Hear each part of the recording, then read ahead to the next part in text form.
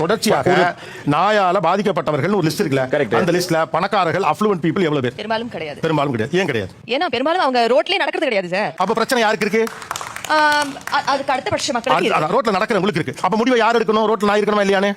Middle class தான் sir. அவங்க எப்படி சார் எடுக்க முடியும்? என்னமா இது? இப்ப பிரச்சனை என்னன்னா, பிரச்சனை என்னுடையது, தீர்வு உங்களுடையதாக எப்படி இருக்க முடியும்? சமீபத்தில் நடந்த நீயா நானா நிகழ்ச்சியில நாய் பத்தி பேசப்பட்ட எபிசோடு ரொம்பவே வைரலா போயிட்டு இருக்கு. இந்த நாய்களை பத்தி இஸ்லாம் என்ன சொல்லுது அப்படிங்கிறத பார்ப்போமா? ஆடு மாடு மாதிரி கால்நடைகளை பாதுகாப்பதற்கோ விவசாய பண்ணை நிலங்களை பாதுகாப்பதற்காகவோ நாய் வளர்க்குறது அனுமதிக்கப்பட்டிருப்பதாக இஸ்லாம் சொல்லுது. மேலும் இது இல்லாம வேட்டையாடுவதற்கும் நாய்களை பயன்படுத்தலாம் அப்படிங்கிற அனுமதியும் இஸ்லாம் தருது. இந்த மாதிரி வேலிட் ரீசன் இல்லாமல் யார் நாய் வளர்க்குறாங்களோ அவங்களுடைய நற்செயல்கள்ல இருந்து ஒவ்வொரு நாளும் நன்மைகள் குறைந்து கொண்டே வரும் அப்படிங்கிற வார்னிங்கையும் இஸ்லாம் தருது. மக்களுக்கு இடையூறு இல்லைன்னா விஷம் தராத பாம்பை கூட கொல்லக்கூடாதுன்னு தடை செய்த அதே இறை தூதர் தான் மக்களுக்கு இடையூறாக இருந்தா எதுவாக இருந்தாலும் அதை அப்புறப்படுத்தணும், இல்லைன்னா அதை கொலை செய்யணும் அப்படின்னு கட்டளையிட்டு இருக்கிறாங்க. இந்த மாதிரி நம்ம வாழ்க்கைக்கு தேவையான எல்லா விஷயத்திலையும் இஸ்லாம் கைடன்ஸ் கொடுக்குதுங்க.